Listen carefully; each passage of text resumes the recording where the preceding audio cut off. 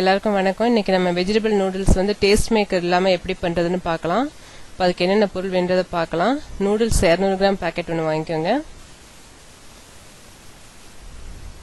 இது வந்து தக்காளி பேஸ்ட் எடுத்திருக்கேன். நீங்க தக்காளி அரைச்ச தக்காளி கூட 2 தக்காளி அரைச்சி எடுத்துக்கலாம். தக்காளி பேஸ்ட் 4 டீஸ்பூன் எடுத்திருக்கேன். கேரட் 1/4 கப், வெங்காயம் 1 பெரிய வெங்காயம், இது காலிஃப்ளவர் 1/2 கப், பீன்ஸ் 1 கப், வரமிளகாய் தூள் 1 டீஸ்பூன், கரம் மசாலா தூள் 1 டீஸ்பூன், இது வந்து இஞ்சி பூண்டு பேஸ்ட் 1/2 டீஸ்பூன், டொமேட்டோ தக்காளி கெச்சப் 2 டீஸ்பூன், சீஸ் 3 டீஸ்பூன், இது வந்து soya sauce 2 teaspoon, chilli sauce வந்து 1 டீஸ்பூன். இப்போ தண்ணியை நல்லா கொதிக்க வச்சுக்கோங்க. கொதிக்கிற தண்ணியில் இந்த மேகி நூடுல்ஸை போடுங்க. தண்ணி கொதிக்கிறதுக்கு முன்னாடி போட வேண்டாம். போட்டிங்கன்னா அப்படியே குழஞ்சி போனாம வந்துடும். இப்போ ஒரு 5 நிமிஷத்துக்குள்ள இது வெந்துடும். பாருங்க வெந்துருச்சு. இப்போ தண்ணியை நல்லா வடிச்சு விட்டு இதை எடுத்துருங்க. கடைசியில் இருக்கிறத எடுக்க முடியாட்டி அந்த பாத்திரத்துல ஒரு மூடி வச்சு அதை அப்படியே வடிச்சு விட்டுருங்க. இல்லாட்டி சில பேர் வடிக்கிறதுக்குன்னே ஒரு பிளேட் வச்சிருப்பாங்க, அந்த இதுல கூட வடிச்சுக்கலாம். இந்த மாதிரி மூடி வச்சு தண்ணியை ஃபுல்லா வடிச்சு விட்டுறலாம் கடைசியில இருக்கத.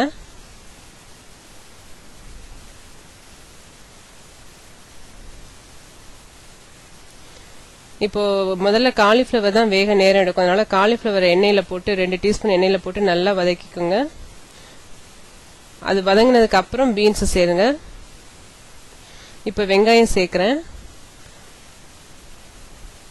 எந்த காய் வேக நேரம் ஆகுதோ அதை ஃபர்ஸ்ட் சேர்த்துட்டு அதுக்கப்புறம் கடைசியா ஒவ்வொன்றா சேர்க்கணும். இப்போ கேரட் சேர்த்திருக்கேன். எல்லாத்தையும் நல்லா வதக்கி விட்டாச்சு. இப்போ இந்த மசாலா தூள்லாம் போடுறேன். மிளகாத்தூள், கரம் மசாலா தூள், இஞ்சி பூண்டு பேஸ்ட் 3ஐயும் போட்டிருக்கேன். இதை நல்லா கிண்டி விடுங்க. இப்போ தக்காளி பேஸ்ட் சேர்க்கிறேன். நீங்க தக்காளி அரைச்ச தக்காளியா இருந்தா தண்ணி சேர்க்க வேண்டாம். நான் தக்காளி பேஸ்ட் சேர்த்திருக்கிறதுனால கொஞ்சம் தண்ணி சேர்த்துக்க போறேன். இது தக்காளி சாஸ். இது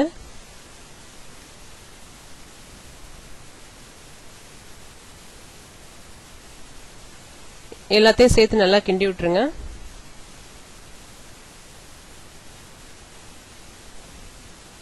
இப்போ சோயா சாஸ் சேர்த்து 2 நிமிஷம் கிண்டி விடலாம். இது வந்து சீஸ் 2 டீஸ்பூன் எடுத்திருக்கேன். சீஸ் எது சேர்க்கணும்னா எல்லாம் ஒன்று சேர்ந்து நல்லா வரும், அதுக்காக சீஸ் சேர்க்கறது.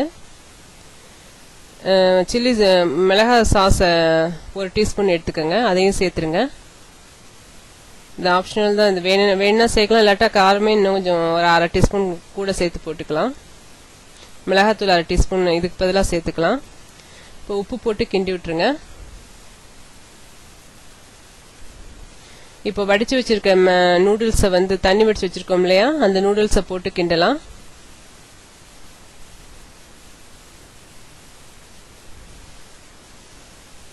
இப்போ இது ரெடி ஆயிடுச்சு.